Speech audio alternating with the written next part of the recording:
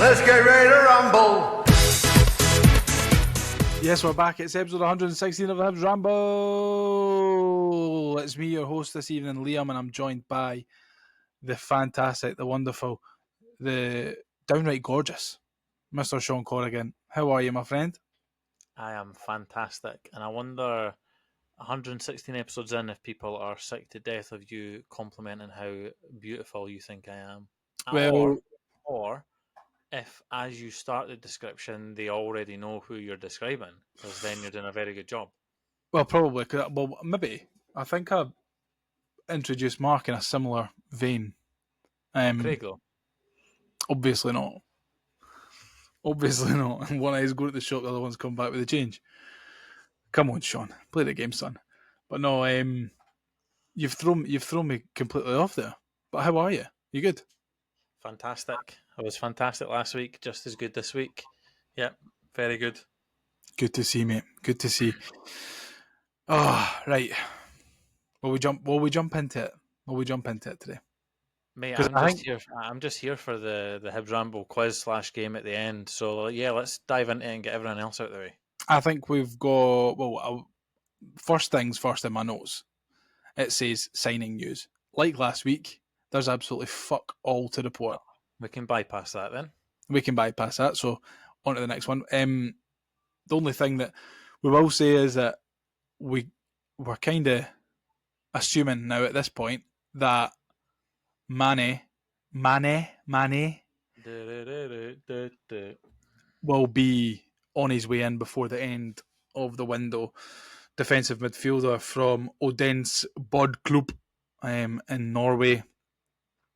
They get relegated last year, so he's been playing in the second tier of Norway this season. But I think the kind of general consensus around the club was that he was too good to be playing in that league. So hopefully he is, and hopefully if he ends up signing for Hibs, he will be fantastic. A defensive midfielder, Shaun, but I think one of these ones who, from what I'm reading and what I can see stats-wise, is quite good at pulling the strings and also doing his bit for the attacking portion of the team as well. Yeah. We've needed a player of that ilk for a very long time. A very long time? A very, very long time. And I think in our game, as in the Scottish game, it's very difficult for a club that's not Celtic and Rangers to have a player with those type of qualities. So I'm always quite sceptical. If you look at our traditional six position over the course of the last maybe 10 years now, we've tried lots of different types of players in there with different variation of qualities, and we've not really been able to find too much that's worked both ways. Obviously, we've had players that have worked very well defensively and been good at breaking up play and sitting in front of the defence, but then we've had our fair share of players that can maybe do a bit of both, but maybe not great at both, and we've definitely not had any that can maybe drive forward as much and create a lot from a deep lying position. So yeah, bringing a player like that in probably brings to the end any potential further game time that players like Kwon and maybe Mariah Welsh might get once he gets up to speed. So that'll be interesting for me. Mm-hmm. Well, you know what, actually, I was quite surprised on Saturday that Mariah Welsh came on ahead of Rudy Milotnikov. So I'm not too sure if Mariah Welsh's time at the club is particularly done, but I wouldn't be devastated to see the back of Kwon this window if it's a possibility, especially if we get someone in who is permanent and also is of better quality. So I think that's kind of the main thing at the moment, but it all remains to be seen until the 3rd of February. It's quite a late deadline day this year, to be honest. But yeah, happy days. Next bit of news before we jump into the Ross County game, something that we didn't touch on last week because I think it happened like the day after that we'd recorded. Ben Kensell has left the club. Rambler Ben Kensell has left the club. So there is going to be a change at the top. A lot of people online very, very happy with that. Shaun, some people thinking that because we've not signed anyone, they had to do something to keep the fans happy. and this was it. But Ben Kensell away, what was your initial sort of reaction to that news? Don't know how to word this. I think Ben Kensell's time at the club run its course a very long time ago. I think if you, on the face of it, taking your diehard fan hat off, if you compare the club now as to where we are now, to where we were when he joined the club, they're polar opposites, both on and off the park. Mm-hmm. You could argue on the park we're in a far worse position in regards to maybe the where we are in the league, quality player, blah blah, and all that kind of things. Whereas in the meantime, we've spent an absolute fucking shed load of money to not be any further forward. But where we have excelled and where he has excelled in his role, and which has probably gave him the extra time that he's needed. I know Mark has alluded in previous pods as to potentially other reasons why, but off the park, and we've heard it for years, the club has been transformed, and ultimately, clubs are businesses. They need to be running a profit. They need to be making Yeah. money. And in recent years, we haven't done that on the park because we've not had any on-field success. So what Ben has been able to do off the field is transform the club for the positive. Obviously, there's a lot of hatred towards him. Some of it might be misdirected. Some of the abuse is obviously not. Not. I'm not condoning that in any way. He certainly didn't help himself at times, but it was probably let down either by those around him or those potentially above him, or he maybe thought he was bigger than what he was within his role. We've obviously had the pleasure or displeasure, some people may say, of having time in his company, and he was always, whether it be on a one-on-one basis or a group basis, with us as a pod and maybe other pods at the same time. For me, he was always very welcoming. I know it's people go on about him being like a salesman, so to speak, but in that type of job and in that line of work, you kind of need to have those traits. He's negotiated some very, very fantastic deals for us, both players coming in and players going out. Mm-hmm. And there will be deals that we have currently in the pipeline, both selling clauses or with people at the club, that will be thanks to him. And we'll reap the rewards of them if those players perform well, whether it be at us or at other clubs. So, all in all, a very, very mixed bag. But he was brought in.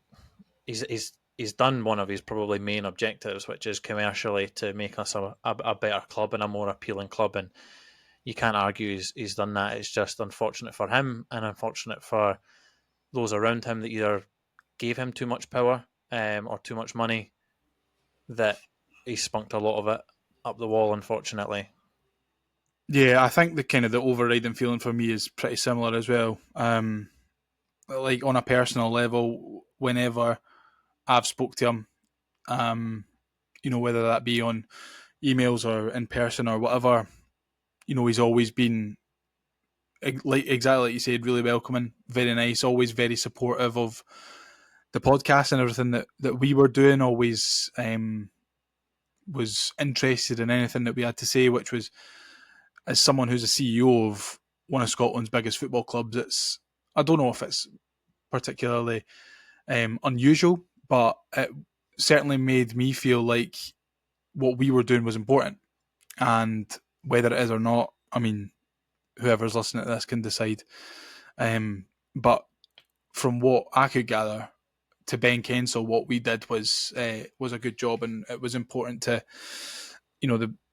maybe the feel good factor in the club, not to try to toot my own horn or blow smoke up our arses, but it was nice to kind of have that from someone who's so senior at the club.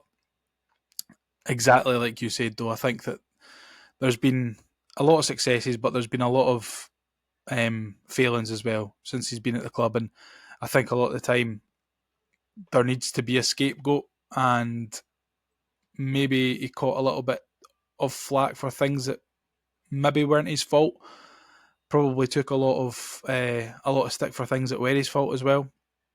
Listen, it's a business at the end of the day, like you said.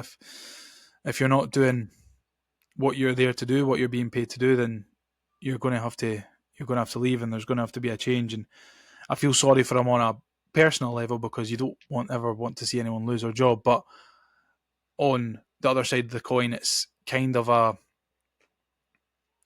hopeful sort of feeling as well, thinking that someone else is going to come in and hopefully make us even better on a commercial side, and even better from a football standpoint as well. So I suppose we've just got to bide our time and wait. But we're speaking just there about, the improvements made to the stadium, improvements obviously made to like hospitality and stuff like that, the commercial side. How much of that do you think was actually down to Ben Kensell, or do you think that if it was anybody put into that position with the backing that the Gordons were giving them, do you think anyone could have made those decisions? No, I don't think so. Going off of what I suspect the types of decisions he might have needed to make, there might be an element of to that in regards to like most people in that type of role could have made that, but you look at other clubs and you look at other CEOs and things like that as well, and clubs from a fan's perspective will always be judged about on-field success. And whether you agree or disagree with the salary that Ben was taking, he's left us in a better position than when he's joined us from a business perspective, which I guess is, like I said, one of the key objectives. One of the most telling things for me, though, and this is kind of where it's a bit sad, people might not see it, is that there was a real stark difference between the last two times I had a conversation with him or bumped into him or whatever like that. One of the first times, actually, we went to a Hibs Community Foundation event at Easter Road. David Marshall was involved in it as well, and Ben was there welcoming LJ was us. there, mine. He was. He was chatting away. He was very, very welcoming, like I said, and he was very enthusiastic. And he has always remained very enthusiastic, especially on his LinkedIn page, as well as when he speaks to people in the bars and hospitality. But then when we had a conversation with him at the beginning of the season, he looked like a man that was done. He looked like a man that was dead on his feet. And I'm not saying he didn't care or didn't want to be there, but he looked visibly unhappy, and he looked visibly like he couldn't really care, and he didn't have the time that he once did for fans. And if it was me and I was in his shoes, same with some of the level of abuse that he's got, whether you want to justify that or not. But whatever he goes on to, I'm sure he'll be a success commercially somewhere else. We just need to hope that whoever does come in can take us to the next level from a on the field perspective. And the timing of the decision is really telling for me as well. Just before that Because I would council. have, yeah, that as well. But I also would have thought that they would have had someone in the pipeline if the Black Knights group, or if Ian and the Gordons have been unhappy with his recent performance or recent years' figures, which are very, very telling. And we keep getting told trust the process, and then every year it's a bigger loss or a bigger failure, or we're chucking more money down the drain. As Luke Shanley once questioned Ian on, we're just digging ourselves a bigger hole, and maybe it was a ticking time bomb for him, and he was going to, whether he was moving into a role. I know there was talk of him getting the Rangers role at one point, and he obviously didn't get that. He probably was trying to go for it because ultimately it's a bigger role. So the timing of it is massively interesting for a mixture of those two reasons. So very, very interesting. One, to see the accounts when it comes out. Not that I really care about that stuff. I care about what happens on the park, but ultimately the figures do, in a way, dictate what happens on the park to an extent. Yeah. And it'll be interesting to see who comes in. Yeah, well, I was just reading in my notes there, and my next bit to talk about was the Black Knights are. It's been reported that they're going to be heavily involved in the recruitment process in terms of who comes in. But Shaun, it's kind of one of these roles in football where the name doesn't particularly matter. And I think for whoever comes in, it's going to just kind of be a let's wait and see what happens. Let's wait and see. I don't think there's going to be any immediate barometer for success. Ben came in to Hibs with quite a good pedigree, working with Arsenal and Norwich. And I think probably for the most part, if you look at it from a business point of view, like we have been doing, Hibs is a business, of course. Then he has come in, he's made a positive difference, and he's on his way again. So we'll just need to wait and see who comes in. But the fact that the Black Knights are going to be heavily involved gives me a little bit more, what's the word I'm looking for here, Shaun? A wee bit more kind of comfort, because there's a lot more football people in that building than there is in our building, in terms of dictating who's going to be able to come in and actually make a positive difference. So I think that's a really important thing that is going to happen, is the Black Knight involvement. But just to wrap that up, obviously as a podcast, we want to say a massive thank you to Ben Kensell for everything that he's done for the club for the last 4 years. And wherever you go next, mate, I'm sure you'll do a fantastic job. And that's it, really. That's it. No more cereal for breakfast. Breakfast for dinner, fuck's sake. Remember that. That was, to be fair, that's maybe what he's been let go for. Eating all the shreddies in the canteen. John wouldn't be happy with him. John probably isn't happy with him. No, I don't think John is probably happy with him, to be honest. One thing that none of us were happy at the weekend was a 1-1 draw away to Ross County. Shaun, we kind of spoke about it briefly last week in terms of it would probably be a bit of a tough game, and I think that was reflected in what we saw on Saturday.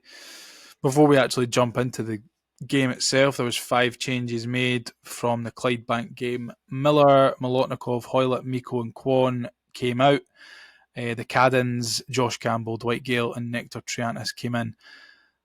Your thoughts on the changes, Shaun, and do you think that they were the right calls? I thought perhaps Rudy could have kept his place, but if Nicky Cadden's available and fit and able to play in that left wing back role, you're probably going to pick him over Molotnikov, aren't you? No, you definitely are. I think the only other place where you could have maybe put Rudy would have been middle of the park, but then Josh Campbell's been doing quite well recently, so I can understand that. I liked that Gale started as well.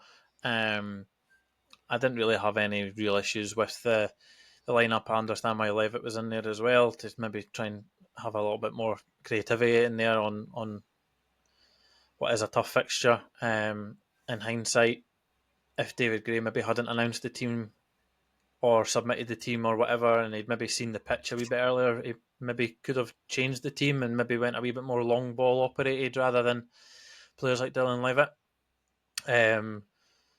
That was maybe my only thing. Do you think Levitt merited his place after his performance against Clydebank? I think I would have merited my place after a performance against Clydebank, to be fair. And that Hibs team, no disrespect to Clydebank, obviously, but yeah, I know he's had a tough run of it recently and not really had a look in. And we've spoke about that for quite a few players under David Gray's tenure. Martin Boyle was dropped for a considerable period of time. Rocky didn't get a look in for a period of time. Iredale took a while to come into the team. Campbell got dropped. So David Gray seems to, at the minute, be bringing the right players in at the right time. Mm-hmm. And it seems to be working for him. But for me, the starting 11, which on the face of it, I didn't really have any issues with. After seeing the pitch, I think we could have maybe went a wee bit different. Yeah. Just to touch back on Dylan Levitt there, I think there's a lot more to come from him. Obviously, we saw his goal at the weekend, and the way that he took it was fantastic. Like he was a proper number 9. But do you think he's been played too deep? Do you think he would benefit more from being in the role that Josh Campbell's in? Yes, I do. But my only issue at that point is I feel like if he was in that area, he would need to have a wee bit more legs about him, and his back would probably be to goal quite a lot. Whereas I feel like he's the type of player that you want on the half turn. and then like finding the spaces out wide or finding the through ball into a 10 or a 9 from there. So the only real option then would then be an 8. One of his best performances came in a midfield 2 with him and Joe Newell, where they were kind of both up and down and both on the turn. Yeah. He had a good performance, a couple of other good performances as well, and I feel like a lot of them have been when he's been driving forward rather than sitting deep quite a lot. So yeah, there's definitely something in it. I think a lot of the Hibs fans would probably agree with that he's definitely not a deep lying playmaker or a 6, or he's maybe not also kind of a 10, and that's kind of just where football is with a lot of midfielders that maybe don't have a lot of pace and can't really get up and down, but can't really defend either. You're just trying to pigeonhole them into a gap, and we've done that a lot with Josh Campbell and probably still are at times. Yeah. We'll get on to the game. First of all, you mentioned it earlier, but the pitch was an absolute Hibs shambles. Was never going to allow for a classic. I think David Gray touched on that in his post match, but I mean, it's a tough place to go up to Dingwall, but it's made even tougher when the pitch is a tatty field. Yeah, I mean, both sides need to play on it as well. And I know Ross County have obviously played on it more recently than us, naturally, with it being their home stadium and their home ground. But yeah, we still had enough quality on that pitch, and we still created enough chances to be able to get a result. It's just obviously unfortunate how things panned out in the end. I think we were in a good place at many times throughout the match. It wasn't a great watch, but I think the pitch did come down to that a lot.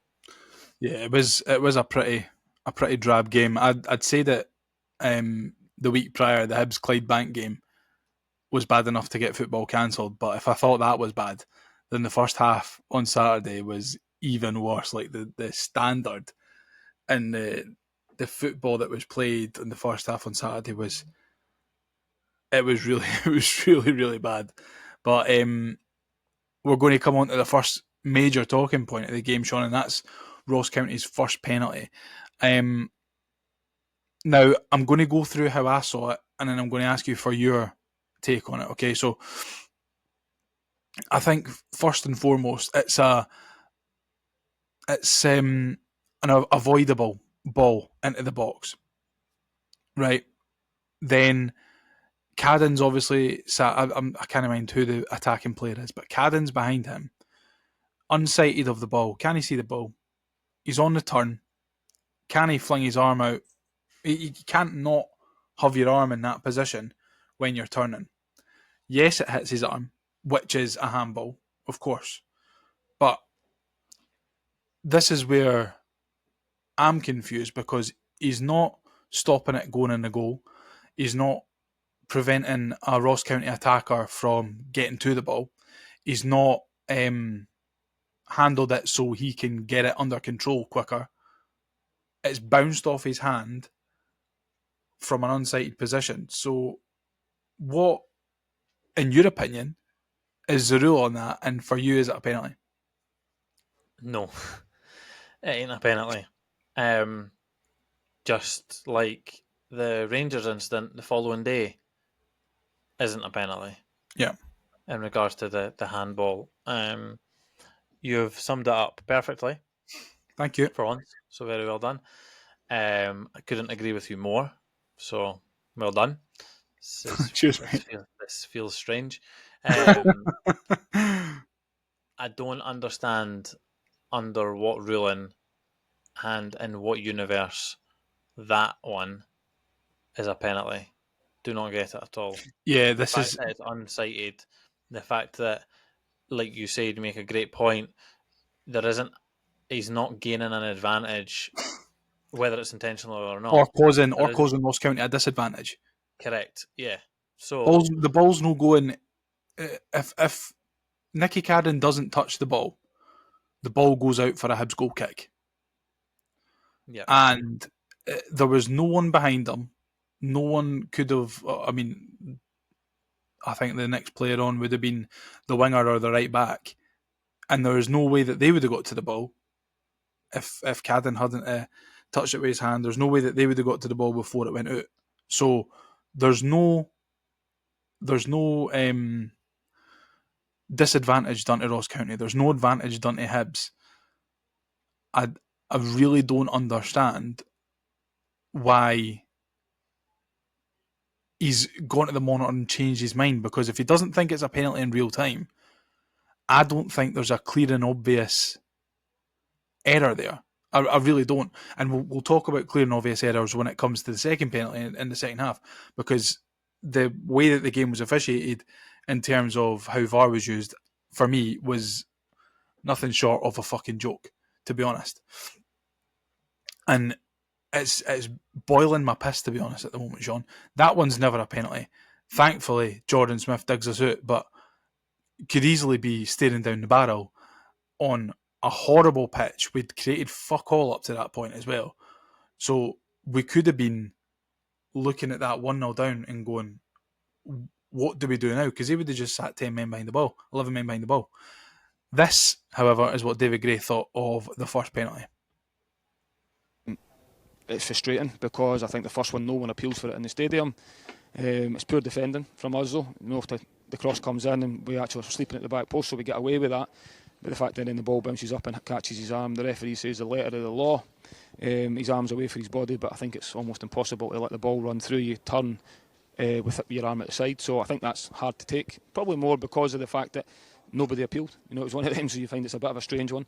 Thankfully, Jordan makes a save, which was great. I think there, Shaun, you have disappeared, but I'm assuming that you can still hear me. No one appeals for it, which for David Gray is the main thing.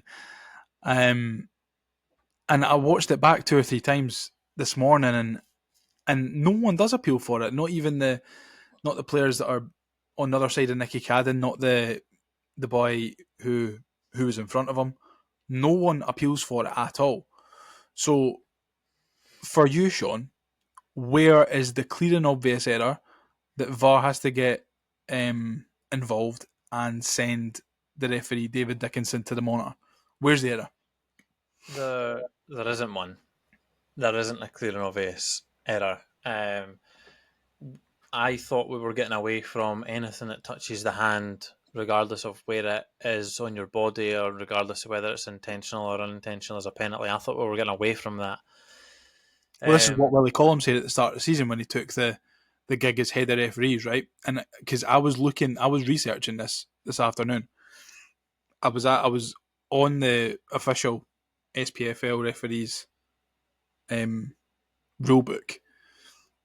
and apart from the fact that it was far too long and there was a lot of big words that I didn't understand, the fact of the matter is that the handball rule is so subjective. So I think every referee in Scotland would have seen something different. But it's just the frustrating bit for me, Shaun, is that there's no clear and obvious error to not award the penalty, if that makes sense. If Nicky Cadden had caught the ball and flung it out for or flung it up the park, the referee didn't give a penalty right away, and then VAR gets involved and said, actually, David, you've missed this. Nicky Cadden has caught the ball and kicked it up the park to benefit Hibs. You should maybe go to the monitor and have a look at that. Then I can completely understand. There's a clear and obvious error there. But what's Nicky Cadden meant to do? I think they're only meant to be sent to the monitor if they think it is a clear and obvious error. If he gives that penalty and then the other referees are then looking at it and thinking, nah, I don't get that, I don't like, and then similar to obviously what's happened, but the other way about, then they give it. If they don't necessarily agree with it, but it's not an error, then they won't get involved at all, which is why sometimes we see decisions get given and then they don't get overturned or they don't go to the monitor at all. Because it's not necessarily, like you said, a clear and obvious error. It's a big fat game's gone one for me. And I do not. The more we talk about it, the more frustrating it gets. Yeah, I'm getting quite angry thinking about it. Yeah, I can tell. We obviously have had a lot, as have other teams, a lot of VAR issues and a lot of refereeing decisions go against them. and a lot of clubs will probably feel like us that not a lot has went for us. I could probably put that up in my top 5 VAR / terrible refereeing decisions since VAR Yeah. came in. I think that makes my top 5. Yeah. Along with another incident that happened up there with David Marshall, your Melkerson offside, your Duke penalty, and that's just 3 that spring to mind. It's just frustrating that even mid-season sometimes the ruling changed. Last season, I think the rule regarding handball changed a couple of times throughout the season. And like I already said, a penalty then wasn't given the following day for probably, arguably, something that was maybe more of a penalty than ours. Yeah. Well, but I think another thing for me is I can't even remember what I was going to say. I'm not fuming. I'm not fuming to think about what I was going to say. I can't remember what I was going to say. No, it's when it's the feeling that you get, right? So I was watching it on the telly, and obviously when the referee goes to the monitor, you get to see what the referee's seeing in terms of it being slowed down, and all the rest of it. And we've got the benefit of listening to the commentary through that, so that kind of maybe skews a little bit what you think. But the sad thing is that you can see the common sense decision in this, and I might be talking completely out of my Hibs tinted glasses, but we can see the common sense decision is that Nicky Cadden couldn't see the ball. His arm was there. You're not meant. You can't physically play football with your arms strapped to your sides. You can't move effectively on a football park with your arms glued to the side of your body. But you can see that common sense decision. But you know what he's going to give. You know exactly what he's going to give.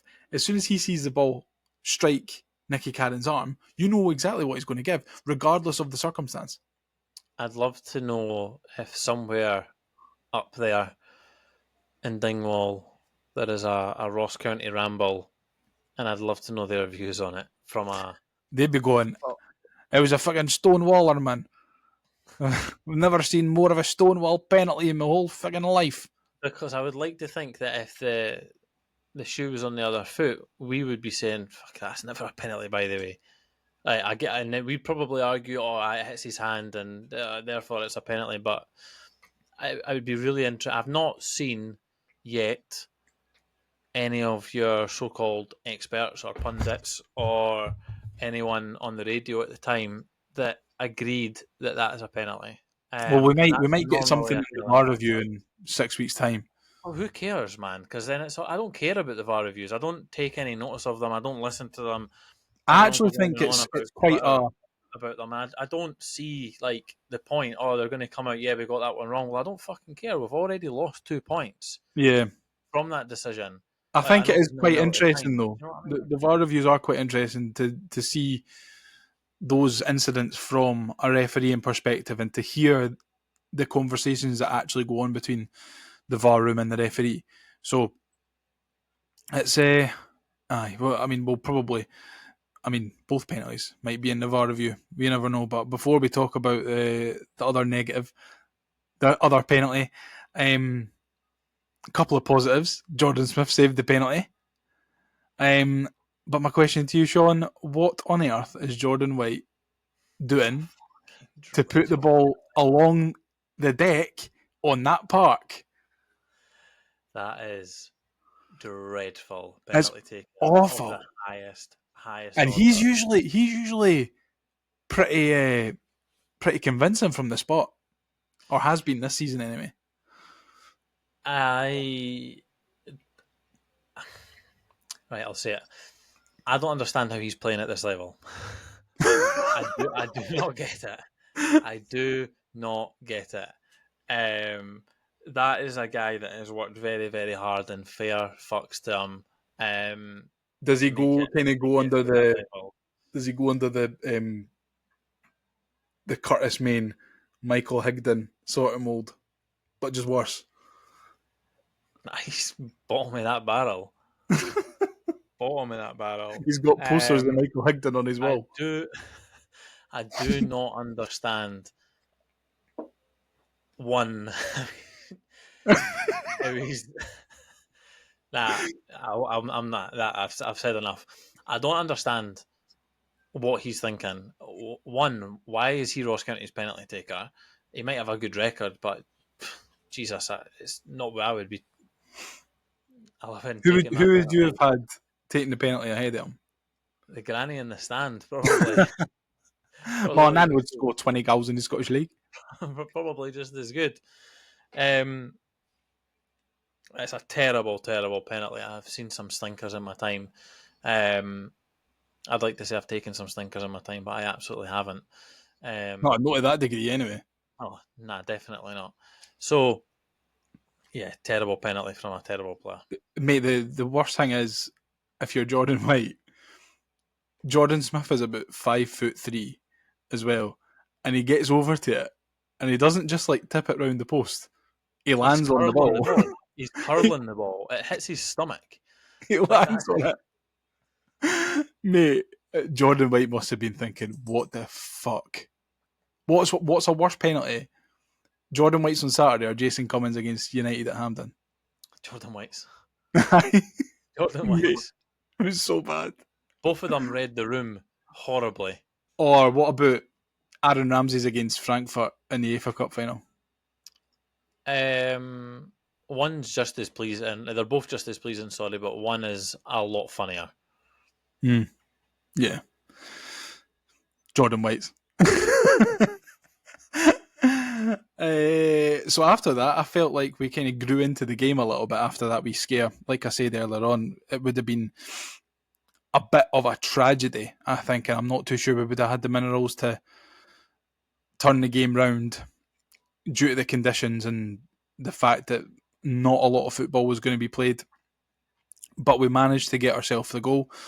A really good corner in from Nicky Cadden. Shock, kept alive well by Josh Campbell, and Nectar Triantis turning very briefly into Zinedine Zidane with an exceptional touch and a very fancy back heel to Dylan Levitt, who takes his goal really, really nicely.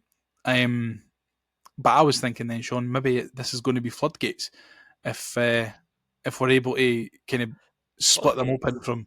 Well, no floodgates, but maybe they would try and come out a little bit and would find a wee bit more space in behind and take a bit more confidence, but didn't really pan out that way. But the goal was pleasing, wasn't it?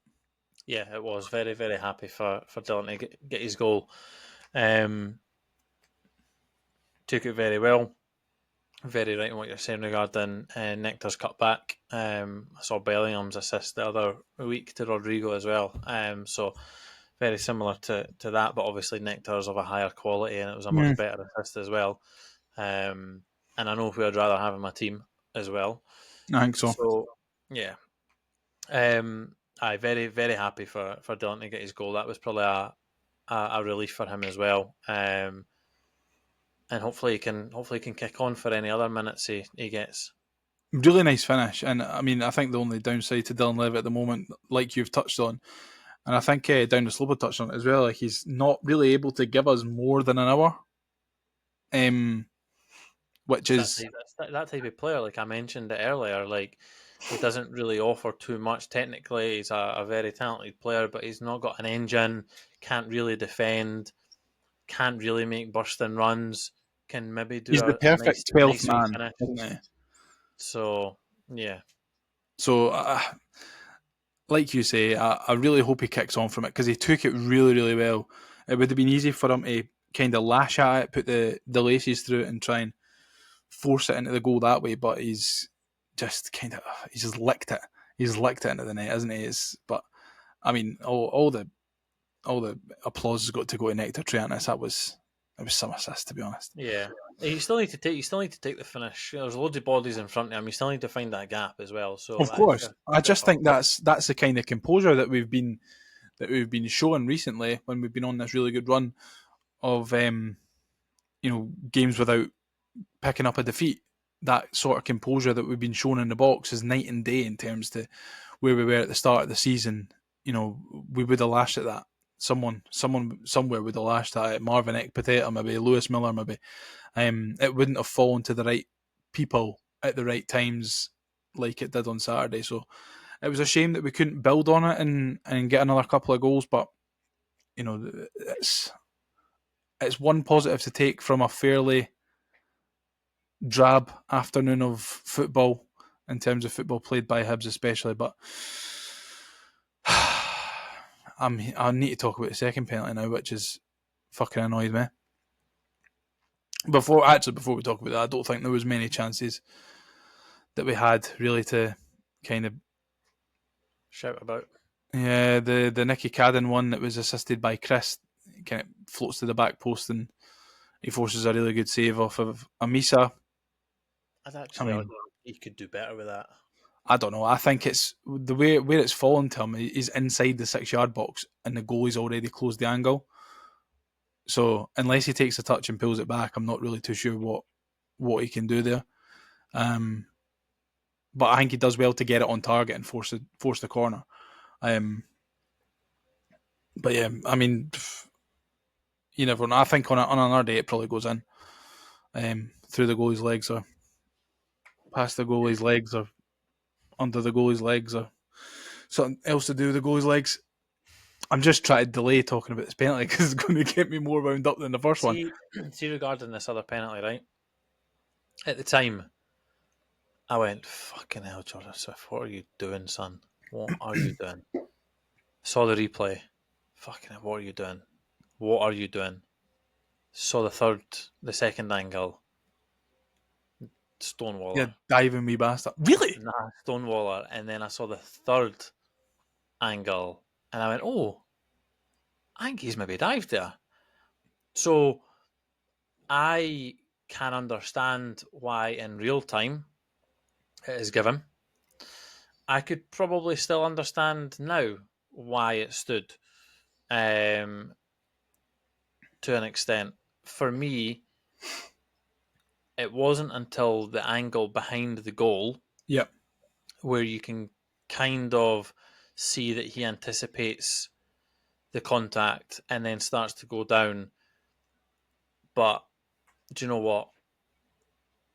If, like I said earlier with the other one, if the shoe is on the other foot, I would be screaming that regardless of whether he's anticipated the contact, regardless of whether the ball's already going out of play, regardless of whether the fact he's not going to catch it, the keeper has came out and he's cleaned them out. And if that happens in the middle of the park, regardless or at the edge of the box or at the corner flag or whatever, a foul is going to be given for the keeper cleaning out the attacker. So on that basis, for me, I can understand, one, why the penalty was given, and two, why it continued to stand. But obviously, because it happened against us, I feel more inclined to say that it was a dive, it should have went to VAR and it should have been overturned. I think the reason why it's then not overturned is for all the things that I just listed in regards to the fact that the keepers came out and basically, if he then isn't already anticipating the challenge and he isn't already on the way down, he's getting cleaned out, regardless of whether the ball's already in the stand or however far ahead the ball's going. So I think on that basis, because there is what I could probably assume there is contact in there somewhere. Let me negate that though, Shaun, and say, is it not Jordan Smith's right as a goalkeeper to come and challenge for that ball? Not like that. What is he meant to do? I don't think he should have came for it. So you think? I mean, the boy was in. The boy should have held his position. He was bearing into the 6-yard box, though. I think that he's more than well within his rights to come and try and claim that ball. He's not come to wipe the boy out. He came to try and win the ball. Of course not. But at the split second where he then doesn't make that and doesn't get any contact on the ball whatsoever, then of course it's going to be a penalty. Right, and I understand this. If he had made any level of contact with the ball, I don't think it's given as a penalty. Mm-hmm. So, like I did for the first penalty, I'm going to give you my rundown. This is how I saw it. First and foremost, the defending is woeful. Out on the left-hand side. Then, when the ball comes into the box, Rocky's on the wrong side. Phillips, I think the boy's name is. Phillips. Rocky's on the wrong side of him. So if Rocky's goal side, Phillips doesn't get that free run towards Jordan Smith. For me, initially, like you said, it is more of a penalty than the first one. And I think that goes without a shadow of a doubt. I think if you ask anyone, you compare those two penalties, what one do you think is more likely to be given? I think the second one is 100 times more likely to be given. I think Jordan Smith is well within his rights to come out and try and win the ball in that area of his box. For me, what is he meant to do? The problem for me with this one, Shaun, is that there is as much of a clear and obvious error to send the referee to the monitor in this situation than there was in the first half, if not even more so. Because of the dive. Because of the dive. So the clear and obvious error there for me is the fact that he starts, and if the referee went to the monitor and says, I still think that's a penalty, then that's fair enough. I think that us as fans, we can probably take a look at that and think, well, we maybe would have been riding our luck a wee bit if he'd have ruled it out, but you've seen it happen. You've seen it happen.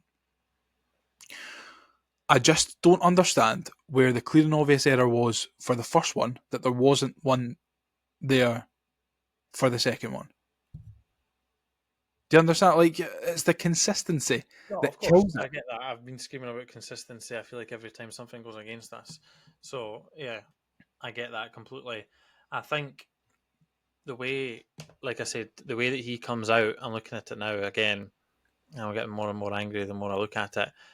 I also kind of don't understand why he dives the way that he dives if he knows that the other player's coming in. Like, he kind of dives like... He dives like kind of... He dives like the shot's coming from straight ahead of him, which is not, and then it's more like he's tackling with his foot. I don't understand why he's not went the other way and went with his arms as well. I think for me with that one, regardless of whether the players anticipated the contact or not, I think there is some form of contact somewhere in there. I think no, there is. I think there is contact, and I think that's one thing that we can't deny is that the ball strikes Nicky Cadden's hand in the first half, and Jordan Smith does make contact with Phillips in the second half. That's the fact of the matter. Aye, but Nicky Cadden's is unintentional, right? So yeah, but so is Jordan Smith because he's going down. His legs are going to physically come up. Because Jordan Smith's making an attempt to come and get the ball with his body. He's trying to stop the goal, so he's making an attempt to either stop the player / ball. Whereas Nicky Cadden isn't making an attempt to stop the ball with his hand.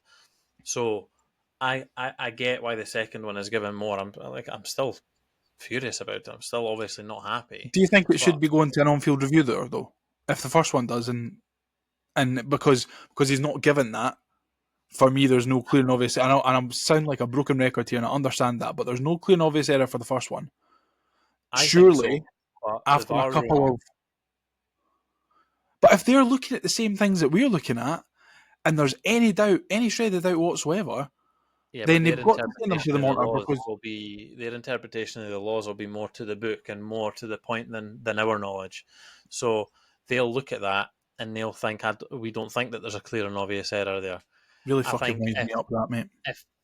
If there was like next to no contact and or Smith gets contact to the ball, then I think they do send them over to the VAR TV to have a look at it. Yeah. And for me, if it was me in the VAR room, I'd have been saying, absolutely no way it's a penalty. Get a grip, Mr. Dickinson. But this is what Dave Gray had to say about the second penalty. The second one, again, poor defending from our point of view, decision making within that, so that was avoidable. So we can look at that rather than blaming referees. We can look at the decision to dribble out or not stop the cross, and then the striker gets to the ball first in the box. So there's 3 areas in which we could have stopped that. But I do still believe, even with that being said, The striker gets there first, but I think Smudge comes out, makes himself big to try and make a save, not to try and clatter into the striker. The striker kicks it out the pitch, and I think he then initiates contact into him. So I don't think it's what the referee described, which was a reckless tackle from the goalkeeper. It definitely wasn't that, in my opinion. So that's what the referees described it as to David Gray in terms of probably what VAR has been in his ear saying it's a reckless tackle, so it's a penalty. Yeah. So, but it's not. It's not. No, I don't think it's reckless. I think that for me, the reason why it stood and why it was given was because of the contact that happened. There was contact, yeah.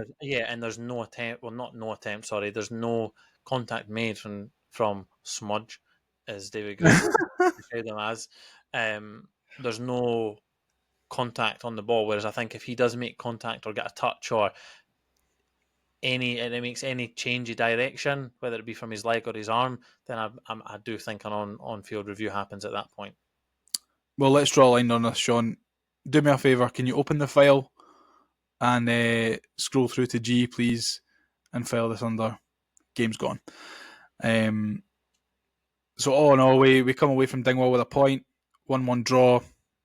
Feels like more of a loss, to be honest, but at the same time, I think you've got to look at the positives. It's a point more than we had on Friday. And another positive is that obviously Motherwell, Aberdeen and Dundee United all got beat. So we are a point closer to all of them. Well, I'm not looking at it from a positive perspective, shockingly, because if we had held out and we'd won that game, hypothetically, obviously I love my hypotheticals, we'd be sitting on 32 points and we'd be 3 points behind Aberdeen and we play them next, which then means that we could have potentially jumped up to 5th, if not 4th, come next weekend, whereas now we're not going to be in a position to jump up as high as 4th. Well, we can get to 5th. We can get to 5th if we beat Aberdeen, and assuming that Celtic beat Motherwell, we can end the weekend next weekend in 5th place. We'll talk about that a wee bit later on, though. But yeah, I mean, the fact that Aberdeen, Dundee United and Motherwell all got beat, Motherwell in spectacular fashion, Aberdeen in hilarious fashion, and Dundee United just got beat at home against Rangers. I mean, Dundee United are the luckiest team in the whole world, I think, at the moment to be in the position that they're at. But no, it's something that doesn't usually go for us. If we slip up, then usually we fall behind, but we were kind of bailed out a little bit. But I mean, it makes that middle part of the league even tighter. Coming into the last, how many games is it? Last 7-8 games or something before the split? Yeah. Have we got as many as that? So it's going to be a very interesting running. So what's that, 9 games before the split? So it's going to be a very interesting running.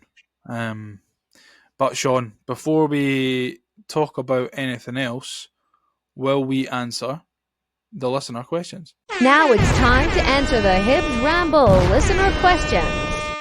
Okay, first off, as always, John McIntosh says, sign someone please, what's for tea? Doesn't say dinner tonight, it says what's for tea.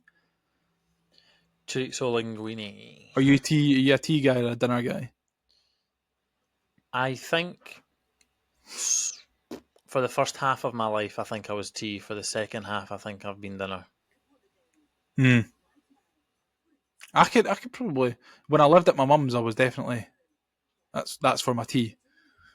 But then when I moved in with Megan, I'm sure she says dinner. So yeah, I think I'm a dinner guy now. Maybe not for the first half of my life. I think for the vast majority of my life, I was a tea guy, and for the last 4 or 5 years, I've been a dinner guy. I'm having chicken wraps tonight, by the way, John. We just went and did the messages this afternoon. That was quite fun. Got paid today, so I was able to let loose a wee bit in Aldi's. Wow. A couple of the specially selected items. Well, the you fancy didn't go shop when you were there. hungry. You always spend more when you're hungry. No, I didn't actually. I wasn't hungry. I've not really been hungry at all today. Ken, what I did actually, right? I made haggis, neeps and tatties on Saturday night. And I put some of it aside because I was like, I'll have it on Sunday, like for my lunch.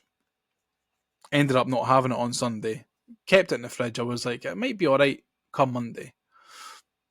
And I was like, right, I'll have it for my lunch today. So went into the fridge at lunchtime to get it out. And oh my God, it was fucking disgusting. Haggis doesn't keep well once it's been cooked. Take it from me, guys. Don't do it. It's eat haggis as soon as you've cooked it, please, for the love of God. It was like growing arms and legs. It was disgusting. Made me feel really sick, actually, to be honest. Moving on. Gav Dick says, a horrible pitch. Both pens are soft decisions. The first more than the second one. 9 unbeaten is still a great run considering how shocking we were. 3 points is a must next week. Completely agree, Gav. Colin McLennan says, the ref, David Dickinson, should stick to selling antiques. How VAR never got him to check the second penalty is beyond me. Also, County should start at 3-0 down due to the ploughed field they call a Premiership standard football pitch. Oh, funny guy, man. Funny guy. It's true, though. Get them fucking relegated as soon as possible. Can't wait to see the back of them. Ken, I hope it's a long, long time before they come back up as well. Shaun says, positives, another game unbeaten, still top 6 and only a few points from 4th. But he spelt points without an O, so we're only a few pints from 4th. Negatives, refereeing in Scotland yet again showing that it's absolutely dismal. I think the vast majority of Hibs fans will agree with you there, Shaun. Dean Salim says, absolutely disgusting watching fans throwing stuff at the players today. Now, I asked Dean what he was on about in the Discord earlier on, and he said that when he was in the away end, he saw a small section of Hibs fans throwing items at the Ross County goalkeeper. So, I've not seen it, so I don't know. I'm going off what Dean says, but, you know, if that's the case, then we can't be having that. We've been through all this, especially on the pod. I can't be arsed talking about throwing things. If you're going to throw things at somebody, make sure it fucking hits them. Basically. No, don't throw things at footballers at all. They're just doing their job, right? You wouldn't throw things at the postman if he's not bringing you your Amazon parcels. Can't throw in at him if he's not bringing in. This is it, mate. That's a great point, actually. Great point. James says, the ref wanted to give County something, very soft penalties. He let them away with fouls all over the pitch. The pitch is the worst in the Premiership.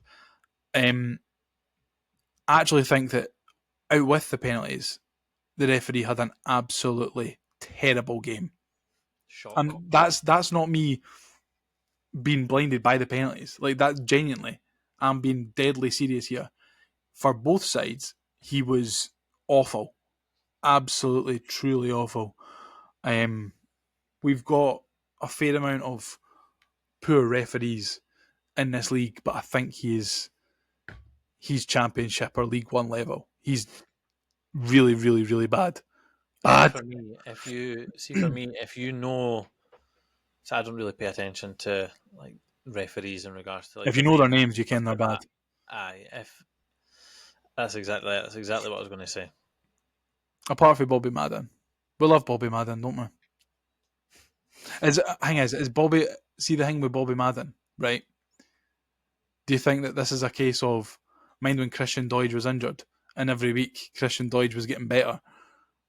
Every week now that the refs are getting worse, is Bobby Madden getting better? I thought Bobby Madden was quite fair, and he would always give it back to the fans as well. I remember being at Hamilton. We were playing Accies away. I think it was 1-1 and Stevie Mallon scored. I might have the wrong game here, but somebody was down injured for a long time, and obviously he was just getting like shouted abuse at him and calling him a baldy bastard and this, that, and the other, or whatever. And he just like turned around and he was like, he's just like, it was like that, like, come on, give me some more. So, aye.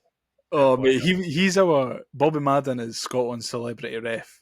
Yeah, absolute hero of a guy. I mean, there was a time at Alloa away, I think it was maybe the first or second season in the Championship, and the terracing behind the goal at Alloa is like dead close to the goalkeeper, so you're in earshot. Yeah. And I remember we were given a goalie at tight all game, or all half, sorry, and he'd eventually flipped and decided he'd had enough, and shouted at Bobby Madden, the referee, and pointed at us, and Bobby Madden just told us all to shut up. And I was thinking, is Bobby Madden going to book us? Bobby Madden going to book the crowd? Is that a thing that he can do? But I thought it was a very odd decision from the goalkeeper to grass on us to the referee for, for giving him a wee bit of stick and being in his ear for the full half. But oh well, it's funny what getting nasty things hurled at you does to a person, eh? Bring back Bobby Madden. Bring him back, please. We actually got a couple of questions from the Discord this afternoon as well. And there's one that I think we could probably make a whole episode around, and it's from Zeal, and he says, and I'm not going to ask you this because it takes a little bit of work to think about it and kind of get your opinion together. He says, take one player from the past 4 or 5 seasons and compare them to who's currently playing in the same position. Rank them 1 to 5, with 1 being Hibs hot dogs level, in brackets, shite, and 5 being peri peri chips, in brackets, yeah beauty. So I think that's quite a good... it's going to take a lot of thinking, Shaun. I'm not going to ask you to do it. Yeah. I thought initially off the bat, the most variation you're probably going to get is strikers and goalies. But I would need to take I'd need to take a hot minute to think about rating them from Hibs hot dogs to cherry pips. You could do that for an episode in the coming weeks. I probably could, aye. Do a wee bit of prep. You know what to do it? No, you can do it this time. All right, mate. You can do it. Fair dues, mate. I'm looking forward to it already. Dean also asks, who's your favourite player to ever play for Hibs? Well, I think it would be silly not to say Derek Arden, but I had a soft spot for Zamama, David Murphy. I loved Kevin Thompson when he was at the club. Hard, but Derek Arden tops that for me. More recently, Scott Allen. I think Derek Riordan, purely based on the fact that I think he's the only player that when he's left, I was physically upset. Like I cried when he left. I was like 9. There's... Is that acceptable, Shaun? Yeah. I felt the same when Kevin Thompson left, actually. See, if you look back at in our lifetime, right, or my lifetime, whatever, lots of similar type players have came and gone for Hibs. We've never had another Riordan. And I'm not saying to anywhere near that level, but like of a similar ilk, we've not had anything in that mould, in that shape, ever. Before him, in my lifetime, and nor have we after him. We've had loads of playmakers, we've had loads of 10s, we've had loads of fullbacks that get up and down, we've had loads of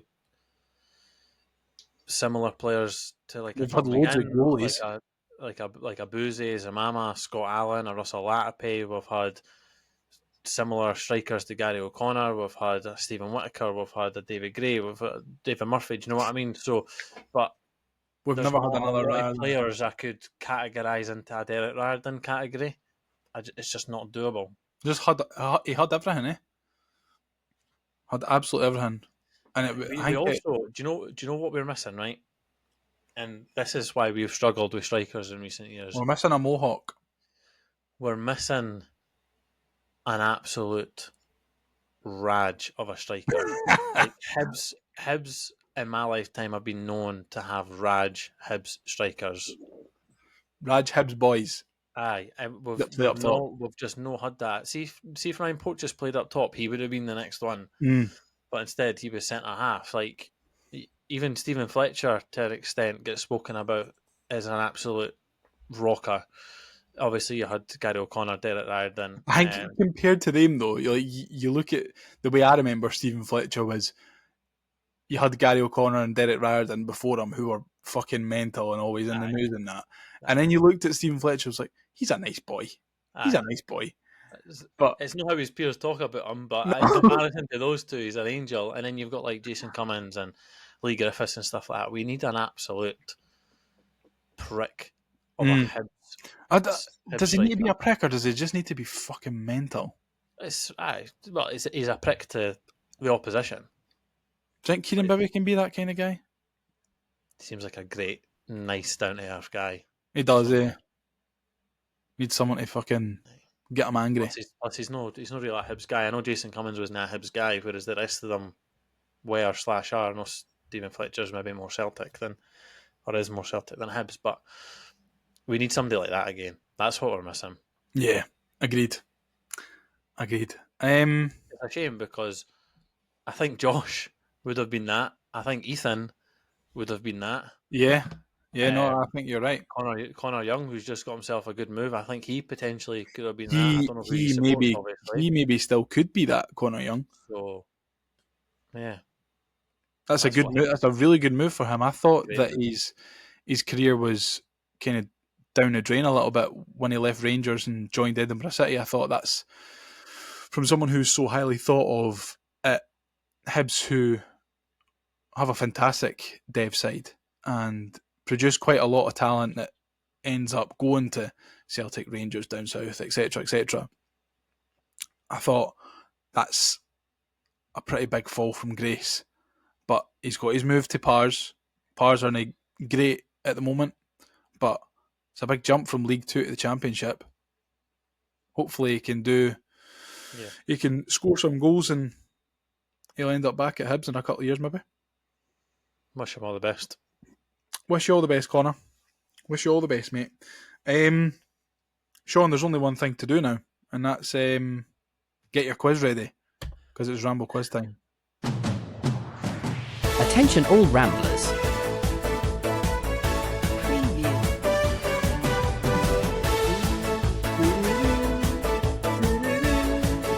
Don't go anywhere because it's Ramble quiz time. It's Ramble quiz time, Shaun. Take it away. Add that in like you add the intro and the outro. And no, because I'll like to see you squirm. Right, okay. Right, so somehow we have been at this for an hour and 10 minutes and we're only just getting to this bloody quiz now, and I'm fucking raging because We're spending too much time talking about penalties. I couldn't really care about the Ross County game. I've been too excited. I've been too excited for this. I said it at the start. I was hoping we were going to fly through everything and we fucking didn't, so thanks for that. That's my fault, mate. I'm sorry. We, Liam, are going to play a game of Guess Who. Now, not in the form of you put the your career path, not in that format. So I'll give you an example. So I have 5 players in front of me. Each player has 6 clues or facts about them. Okay? Right. The more facts or clues I have to give you, the less points you get. Right, okay. Kind of the similar scoring system to what we did last week. Similar. So if you get it on the first one, you get 5 points. If you get it on the second last one, you get 1 point. If I have to tell you the last one, you get 0 points. So if we were in the same room together, it'd be a slap in the face. Yes, exactly that, or a kick in the stains. So an example. I need them. An example of this, just for the listeners, if I turn around to you and went, right, this player, or because I'll speak as if I'm them, I'm Scottish. Okay, and then you would hazard a guess at a Scottish player. I'd go Kevin McBride. Doesn't matter, right? I would then go, I'm a defender. You'd then make another guess. Kevin McBride then. I would then go, I played with Stephen Whittaker. you would then make a guess. Definitely not Kevin McBride. I would then go, I won multiple trophies with Hibs. No You Kevin then McBride. hazard a guess. And then if you still didn't get it at that point, I would go, I wore number 16. And then if you still didn't get it at that That point, was Kevin McBride. I would then go, I'm the only Hibs player to have won the Scottish Cup and the League Right, Cup. okay, You, I get you. you get the point, right? But at that point, you'd have 0 points. Kevin McBride wore 16, didn't he? He did, didn't he? Yeah, he did. He did. And it's episode 116. All right, so Kevin McBride is an answer, is what you're telling me. These are all the answers are number 16s. Oh my God, is it? See, before we go through this, is Kevin McBride one of them? He's not. He's not. Remember, you done that for, I can't remember who it was. It was David Van Zanten, I think. Was it? Right. So I think I've done it a couple of times. aye. So right. So we've got 5 players. Okay? Right. So number 1, I have both played and managed for the club. Played and managed the club. Yeah. And you need to hazard a guess after every. Okay. Right. And you said they're all number 16s? No, I was only joking. Oh, right. Oh, I was going to say. I'm going to say John Hughes. That is correct. That is absolutely correct.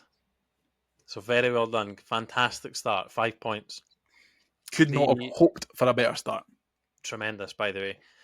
The next set of clues where I got promoted with Hibs. So at that point, you could have had John Hughes, you could have had Frank Sawsey, you could have had Mixu. I captained the club. So again, still Frank Sawsey, still Yogi Hughes. This is where I was hoping it would go. I'm a defender. Technically, it could still be skewed as both of them. And then I'm Scottish. So hopefully you would have had it by that point. And then the last one to get 0 points was I have the same nickname as a bear. Or you could have put Liam chewed my lug off in hospitality when we played Ross County at home. Or that. So you now get where we're going with this. So very well done. 5 points. Next one. I've played for both Hibs and Celtic. Right, okay. I think you're going to go obscure here. And I'm going to say Chris Killen. I was going to go Chris Killen. And I've changed that. I've scored versus Celtic for Hibs. For Hibs. Scott Brown. Okay. No. I've also scored versus Hearts for Hibs. Oh, fucking hell.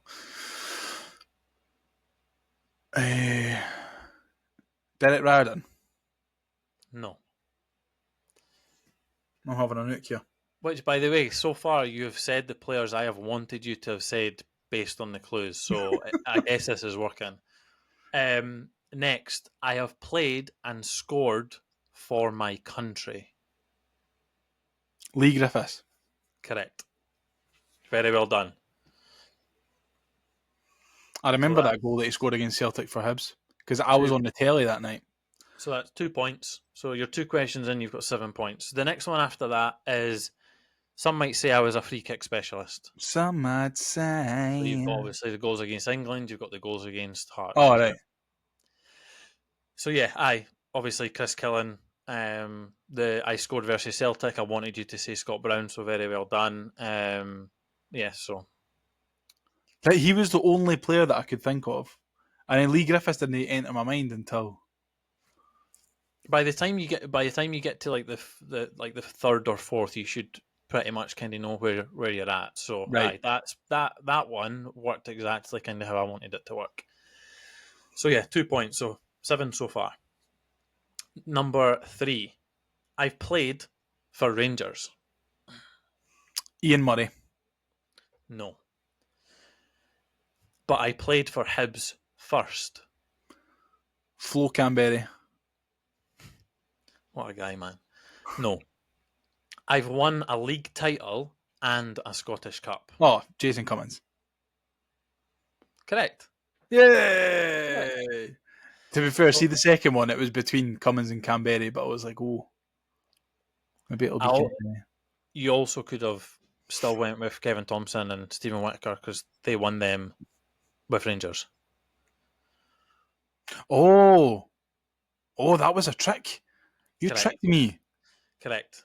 So what you had after that? So I won a league title and a Scottish Cup. I didn't say with Hibs. So the whole purpose of putting the Rangers one in there is to try and trip people up. The Scottish Cup was with Hibs, was the next clue. So then you could have had Kevin Thompson and Jason Cummins. The next one was I've played at a World Cup. So you'd like to think you would have got Jason Cummins at that point. And the last one was I play in India. Yeah, I would have got that. So you're 10 points, 10 for 15. That's pretty good, you know. Yeah. This one is either going to blow up in my face or it's going to really test your knowledge. Okay. What do you think it's going to do? Knowing you, you'll probably get it fucking spot on because you're a wee dweeb. Right. My squad number at Hibs Oh, yes. is 26 or was 26. I won't give you past or present tense. Is or was 26, right? So that 26 is Triantis at the moment. 26 is that I can think of. Matt Thornhill was one. By the way, the only reason I've said is or was purely because we have a number 26. Jonathan Spector, I think, was 26. Come on, I'm going to have to push you for an answer. My first thought was Matt Thornhill. Okay, no. I was involved in an Edinburgh Derby victory. Jonathan Spector. No. Fuck off. I played in defence for the Hibs. I've played in defence for the Hibs, is what I've got wrote down here, sorry. Oh, fucking hell. He's played in defence, but that doesn't technically mean he was a defender. Involved in a... Oh, is it Triantis? No. That Derby victory was at Easter Road. CG Egan Riley. Correct. And again, you went down the exact route that I wanted you to with Jonathan Spector and... Did Spector wear 26? He did, yes, he did. That's quite good, quite a good pull from me, yeah.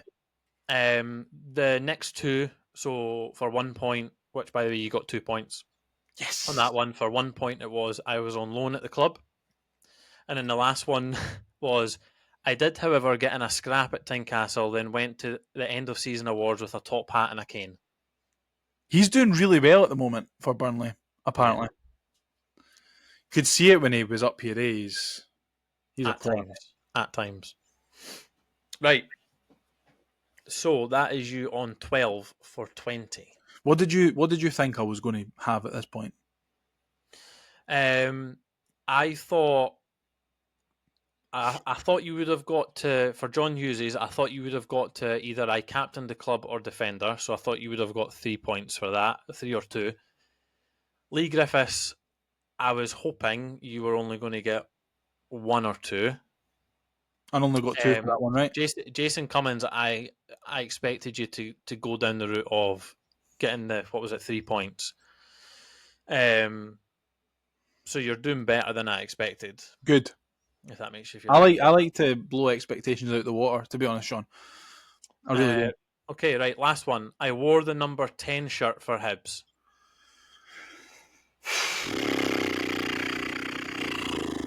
Right. I'm going to try and weed you out here. Okay. I'm going to try and look in your eyes. What route are you going down here? What route are you going down? Number 10s. I'm gonna have to push you here. Scott Allen. Wrong. I've scored versus Hearts.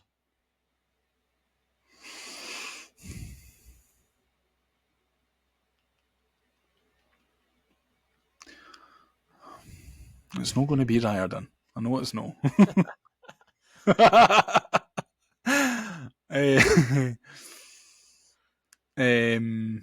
Mixu Patalainen. And this is based on the squad numbers quiz that you did like a couple of weeks back, even though Craig Oh, Craig wasn't happy with that. Hmm. I've played in the lower leagues in Scotland. Derek Riordan. Correct. It was a double bluff. I, at that point, was expecting you to go for Martin Boyle. Oh, I forgot about him. The next one is I wore the armband at Hibs, to which I thought you then would have went for Liam Craig. Mm. And then I've came through the academy, which you then should have got for Derek Riordan, Yeah. which would have got you the 1 point. And for 0 points was I've scored over 100 goals for the club. Ken, what's annoyed me is that So on the Ken- second clue, I went, "You'll know it done Riordan." Double And bluff. you did do Riordan. I You did. cheeky wee bastard. That So was yeah, a good one. I like that. 15 out of 25. That's not bad, actually. That's not It bad. is. It's decent. So I don't think Craig or Mark or Ryan would have beaten that, to be honest. Well, they have all famously said, apart from Ryan, that they do not listen to the pod when they're not on it. So I guess we could potentially test them on that. Well, we probably could. We should maybe put it in the group chat later on. Right, just before we go, Yeah, that's it. have you got anything else to add for your quiz? No, let us know what you got. Comment below. Abuse Liam, compliment him. Reply Compliment me, to the please. tweet. Comment on Instagram. Let us know what you got out of 25. And let's see if you could beat Liam. We Give could it a maybe go. put it on Twitter as well. Be a good idea. Maybe need to find a way to do that. Aye. I'll leave that up to you. I didn't think about that properly. Right. Thank you, Shaun, for your quiz. Quizmaster Shaun at it again, pulling the strings. Just before we wrap up, let's have a quick chat about Aberdeen. Up next, Shaun, we were talking about Aberdeen last week, and despite their really, really poor run that they're on at the moment, beating 3-0, of course, at Pittodrie on Saturday against St Mirren, I don't really think that it's a game in which we can afford to really take our foot off the gas. No, it's not. And we spoke about it last week, like you said. This is when both clubs' fortunes turned around the last time. And hopefully it doesn't turn the club's fortunes round again. We do need to continue to keep going how we are going and unbeaten. That's 3 draws in our last 5 though, which is concerning me if I'm honest. I have been concerned for weeks, albeit we have been picking up points and picking up victories, and that's purely because we might be 5 points away from Aberdeen in 4th, but we're also still only 5 points away from 11th. Mm-hmm. So the harsh reality is, if It we could swing drop either off way. at any point, we're up shit creek potentially without a paddle. So I still have real concern for how the season is going to pan out, regardless of how good potentially the last month or two have been. We're going to have to take advantage of Aberdeen's weakness, which is at the minute a lot. Rubizic. I mean, we're going to have to take advantage of a team that's low on confidence. So even if they do get a goal, they're going to be struggling. Yeah. And if we apply any level of pressure on them, I think they will crumble. Well, so we're going to have to start fast and start strong. My take on it was that they're going to be desperate to get themselves back on track. And I think at the moment for Aberdeen, there will probably be no more statement of intent win that they could realistically make at the moment, other than Hibs at Easter Road. One of the form sides in the league, unbeaten in 9. They've not beaten us this season, of course. It's a difficult one because, yes, they are on a really, really bad run and they're devoid of any confidence, but they've still got a squad of players who, on their day, can really hurt you. And I think that's what we need to be a little bit wary of when we come into the game on Saturday. It's not cut and dry that because Aberdeen are shite at the moment and we are doing okay, that we're going to pick up the 3 points. We've still got to go out there and beat them and keep their important players quiet. And Yeah, I think they'll be absolutely desperate to do I know one over they're on us. I know they're bottom of the table in regards to form at the minute, and rightly so because they've been absolutely woeful. But like you say, there's nothing more from a motivational perspective than coming to Easter Road and taking the 3 points, probably when people least expect it. And Mhm. if they win, it takes them back up to third, which is ludicrous Yep. considering they've not won a game in 11. Um, I think it's and been. I think by the time the final whistle blows on Saturday, if they haven't beaten us, it's a full cycle of fixtures in which they haven't won. Or maybe it's a full cycle of fixtures now. I'm sure I heard someone on the radio talking about that. but it'll be no more. That's all the motivation they need. They win, they go third, and then they can then look as a collective, as a team, and think, "Fuck, we've been terrible for Yeah. 11 fixtures now, and we're still sitting third." So, yeah, we need to still be on our A game, and we will be. I have full expectation in David Gray in the squad and be able to get a result. 2-0 Hibs. Thanks for coming. Josh Campbell double. See you later. Mate, I'd absolutely love it. And then Jimmy Talleen having to jump the advertising boards and getting his car up the road, all the way to Sweden. But yeah, I mean, we alluded to it earlier, Sean. If we can get the 3 points, and it could move us into fifth, and it would be us 2 points behind Aberdeen, who'd be in fourth, and 4 behind United. If they don't win, they've got Kilmarnock away on Saturday. And this is obviously, of course, assuming that Celtic beat Motherwell on the Sunday. It would move us into another good spot, but it's just one of these games where we've just kind of got to keep knocking these out the park, picking up the points, moving forward, and doing what we're doing. I don't think we can really afford to be looking at anyone else at the moment and going, "Oh, I hope you get beat," or "I hope you get beat." We just need to focus on ourselves to, like you said, get ourselves away from the bottom of the table. But on the same token, we'll be dragging ourselves towards the top end of the table where we want to be.